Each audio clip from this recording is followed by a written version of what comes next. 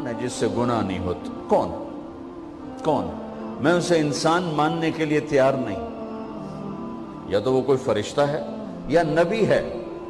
نہ نبی آ سکتا ہے نہ ہم فرشتے ہیں. وہ انسان ہی نہیں جس سے خطا نہ ہو.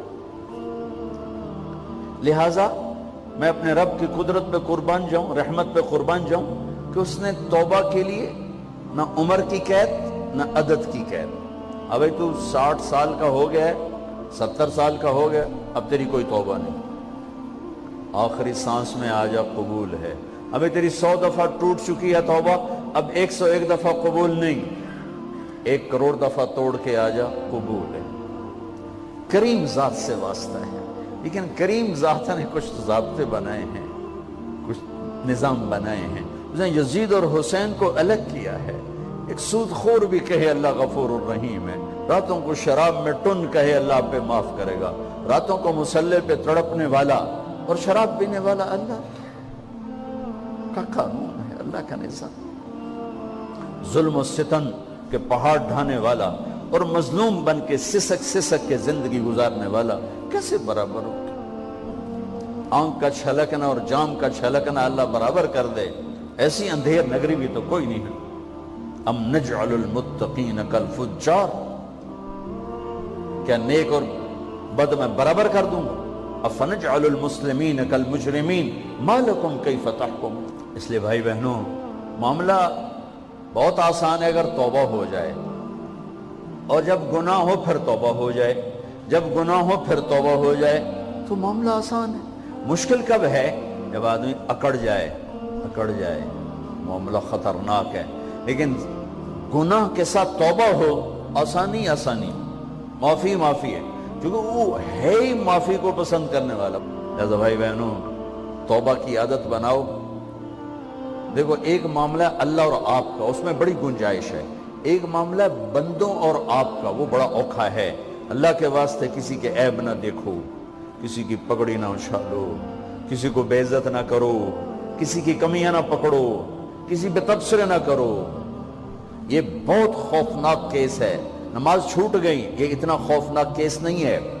روزہ چھوٹ گیا, حج چھوٹ گیا, خوفناک ہیں, لیکن یہ ڈائریکٹ اللہ کے ساتھ ہے, جب چاہے معاف کر دو. لیکن میرا اور آصف کا جو معاملہ ہے, میرا اور سردار صاحب کا جو معاملہ ہے, میرا اور آپ کا جو معاملہ ہے, یہ بہت خوفناک ہے.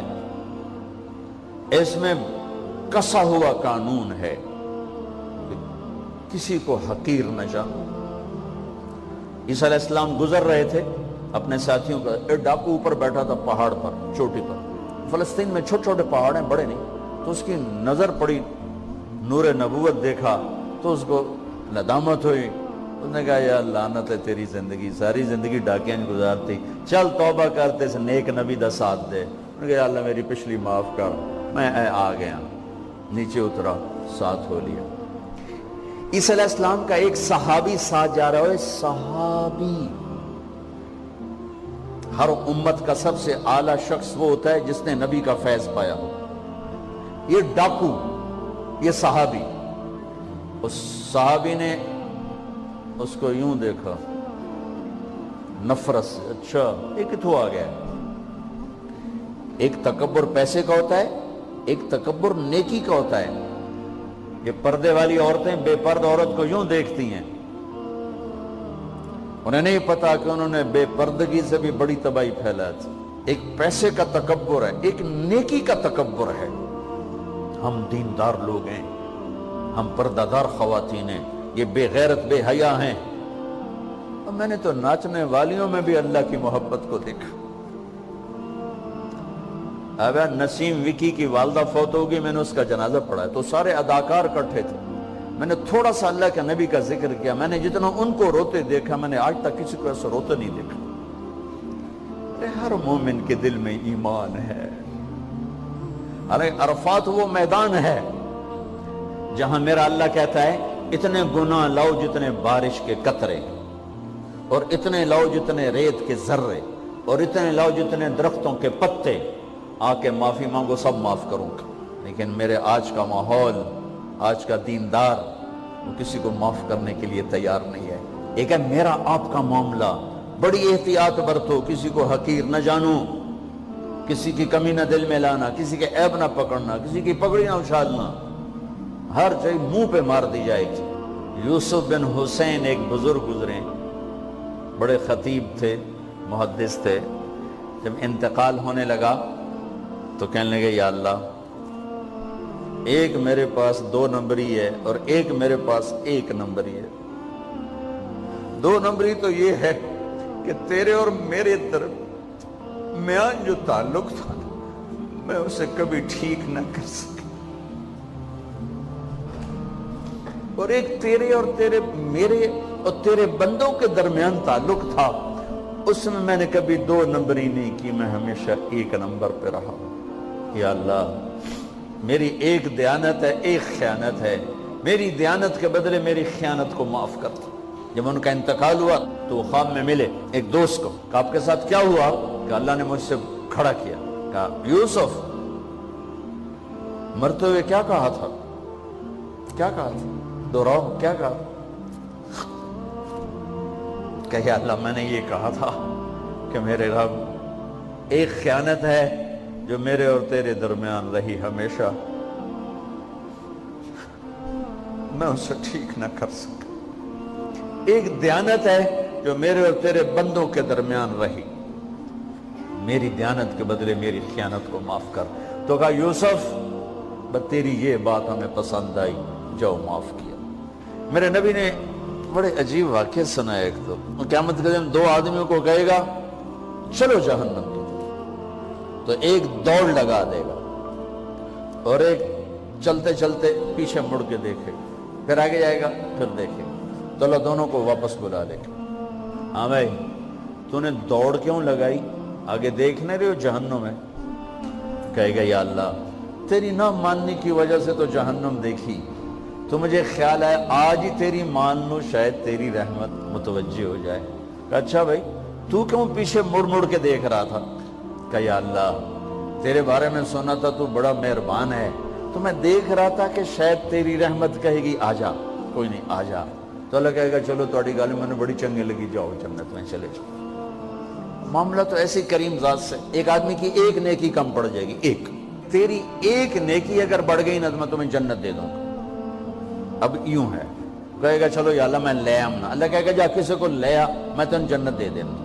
وہ یا اللہ ایک تو میں نے لب جانی، وہ اپنی اماں، ابا، چاچے، تائے، بیوی، بیگم، بچے سب منکر ہو جائیں، بنا بنا کی پتہ اساں اسے ایک تو تھوڑ جاویے، کیا پتہ ساڑی ہو ایک تھوڑ جاوے، عزیدہ نہیں دین دے، عزیدہ نہیں دین دے۔ کہے گا ہائے میں مر گیا۔